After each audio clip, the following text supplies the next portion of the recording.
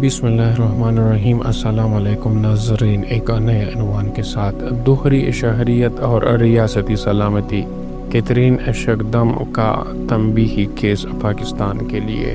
ناظرین، دنیا کے بیشتر ممالک میں اب جاسوسی ایک ہائی ٹیک کھیل ہی نہیں بلکہ ذہانت، جذبات، سماجی تعلقات اور ثقافتی ہم آہنگی کے ذریعے ریاستی راز حاصل کرنے کی جنگ بن چکی ہے۔ ایسے میں دوہری شہریت رکھنے والے افراد ریاستی نظام کے لیے ایک چیلنج بن کر سامنے آ سکتے ہیں، اور اس کی ایک جیتی جاگتی مثال کیتھرین پیریز شگدم کا کیس ہے۔ ناظرین، آئیے جانتے ہیں کیتھرین کے بارے میں۔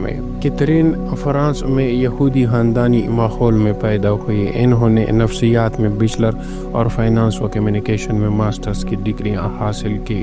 لندن میں یونیورسٹی آف لندن کے دوران مڈل ایسٹ اسٹڈی فورم کے لیے کام کرتے ہوئے 1999 میں یمن کے مسلمان مرد سے شادی کی۔ ابتدا میں سنی اسلام اپنایا، بعد ازاں شیعہ بن گئی۔ 2014 سے 2017 کے دوران انہوں نے ایرانین اسٹیٹ میڈیا جیسے مہر پریس ٹی وی، تسنیم اور خمینی.ir کے لیے کام کیا۔ 2017 میں ابراہیم رئیسی کا انٹرویو بھی حاصل کر دیا۔ ایرانی رسائی کی اگر بات کریں تو ایران کے اعلیٰ سطحی عہدیداروں سے ملاقاتیں ہوئیں، بشمول IRGC، یمنی اور ایرانی سپاہیوں کے کنبے کے افراد بھی اس میں شامل تھے۔ پرشین میڈیا اور سرکاری اداروں نے ان پر موساد کا جاسوس ہونے کا الزام لگایا۔ ایران کے سرکاری ویب سائٹ سے ان کا مواد حذف کر لیا گیا۔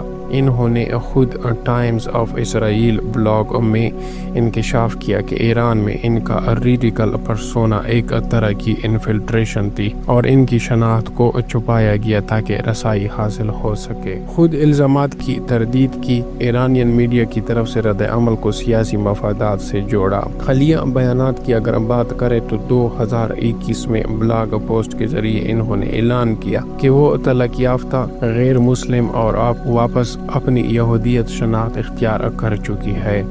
اب وہ ایک زائنسٹ شناخت رکھتی ہیں اور UK کے HJS تھنک ٹینک اور وی بلیو ان اسرائیل تنظیم کی ڈائریکٹر بھی ہے۔ ناظرین، اب اس سٹوری میں پاکستان کے لیے تنبیہ کیا ہے، آئیے جانتے ہیں۔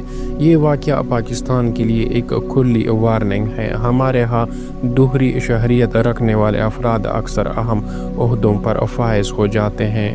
وہ پالیسی ساز اداروں میں ہوتے ہیں، عسکری یا سائنسی مشاورت کا حصہ بھی بن جاتے ہیں، اعلیٰ حکومتی عہدے حاصل کر لیتے ہیں، اور کچھ تو میڈیا یا سول سوسائٹیز کے نام پر رائے عامہ کو متاثر کرتے ہیں۔ اگر کوئی غیر ملکی شہریت رکھنے والا شخص جو کسی دوسرے ملک کی وفاداری کا بھی حلف اٹھا چکا ہو پاکستان میں طاقت، معلومات یا تعلقات حاصل کرے تو یہ کسی بھی وقت ریاستی سلامتی کے لیے خطرہ ثابت ہو سکتا ہے۔ پاکستان میں آئینی طور پر بعض سرکاری عہدوں پر دوہری شہریت رکھنے والے افراد کی تقرری ممنوع ہے، مگر اب پھر بھی مختلف چینلز کے ذریعے ایسے لوگ نظام میں داخل ہو جاتے ہیں۔ سوال یہ ہے کہ کیا ریاست نے ان ممکنہ خطرے کی روک تھام کے لیے کوئی مؤثر اقدامات کیے ہیں یا نہیں؟ دوہری شہریت رکھنے والوں کے لیے اعلیٰ عہدوں پر سخت پابندیاں ہونی چاہیے۔ سیکورٹی کلیئرنس میں صرف پاکستانی شہریت رکھنے والوں کو ترجیح دی جائے۔ غیر ملکی میڈیا، NGOز اور مشکوک صحافیوں کی مستقل نگرانی کی جانی چاہیے۔